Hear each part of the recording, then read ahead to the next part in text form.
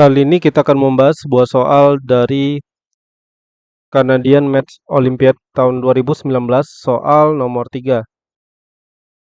Diberikan bilangan bulat positif M dan N dan sebuah papan catur berukuran 2M kali 2N. Tentukan banyaknya cara menempatkan M kali N penghitung pada bidang persegi berwarna putih, paling banyak satu penghitung per bidang persegi putih, sehingga tidak ada dua penghitung pada persegi putih yang berdekatan secara diagonal. Contoh cara menempatkan penghitung untuk M sama dengan 2 dan N sama dengan 3 ditunjukkan pada gambar berikut. Nah, seperti yang kita lihat di sini, tidak ada dua buah penghitung yang berdekatan secara diagonal ya, untuk gambar yang diberikan di contoh soal.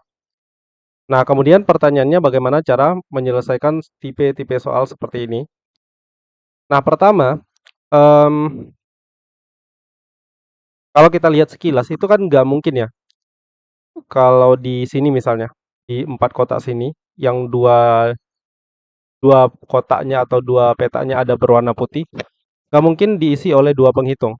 Makanya kemudian kunci menyelesaikan soal ini menurut saya adalah salah satunya adalah dengan membagi papan catur ini menjadi persegi yang berukuran 2 kali 2. Jadi ini kita bagi menjadi persegi yang berukuran 2 kali 2. Lebih kurang seperti ini.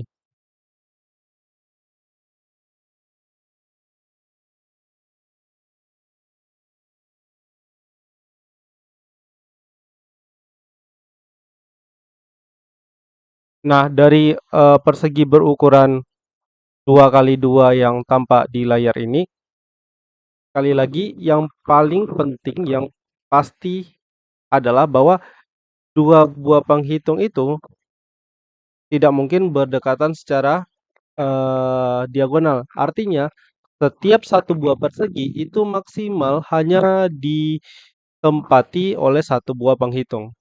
Artinya kalau misalnya di sini sudah ada satu penghitung, nggak mungkin ada penghitung yang lainnya di satu persegi ini atau di tiap persegi ini. Nah, kemudian di sini kita akan pertimbangkan dua macam kondisi ya. Kondisi yang pertama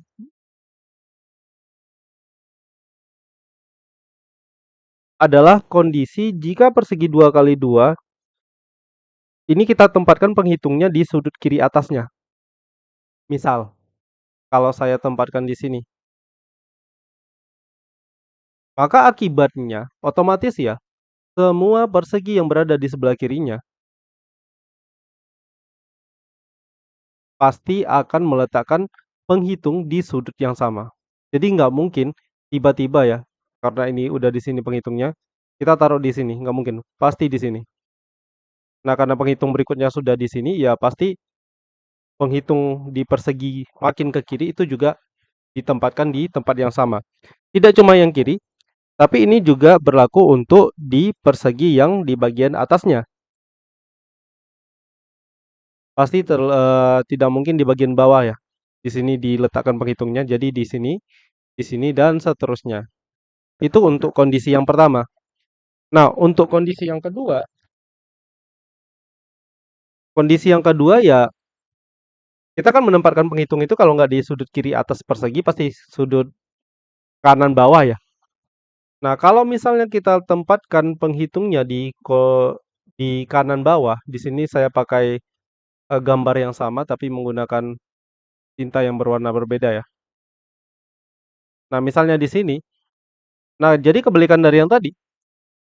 Kalau kita tempatkan penghitungnya di kanan bawah, maka semua persegi yang berada di sebelah kanannya ataupun persegi yang berada di bawah persegi yang sudah kita tandai dengan penghitung tadi, itu pasti mengikut letak penghitung dari persegi tersebut.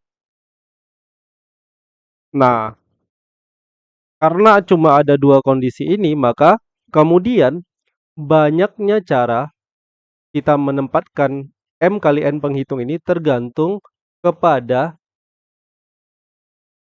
banyaknya cara kita menempatkan penghitung yang menjadikan kunci ini tadi.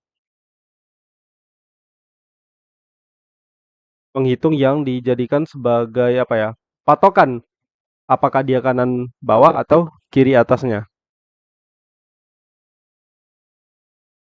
Nah, karena di sini ada sebanyak M kali N persegi berukuran 2 kali 2, maka total cara menyusunnya berarti kan dari M itu kita pilih nih eh dari ini agak mirip-mirip apa ya? Misalnya ini kalau teman-teman masih ingat, nah ini kita mau dari titik A berjalan ke titik B dengan rute paling singkat, maka kemudian berapa banyak cara atau langkah dari A ke B tentu tergantung kepada ke kanannya ada berapa langkah, terus ke atasnya ada berapa langkah, nanti kita pakai permutasi dengan n unsur yang sama. Dan ini juga mirip karena ukurannya persegi 2 kali 2 ya yang kita bahas di sini ada sebanyak M kali N, maka total cara menyusunnya nanti akan ada sebanyak eh, M tambah N faktorial per M faktorial kali N faktorial. Atau kalau kita mau lebih sedikit arahkan ke kombinasi juga boleh kita jawab dengan banyaknya cara menyusunnya adalah sebanyak M tambah N kombinasi M atau M tambah N kombinasi N. Sekian dulu pembahasan soal kali ini. Terima kasih. Sampai jumpa di pembahasan soal berikutnya.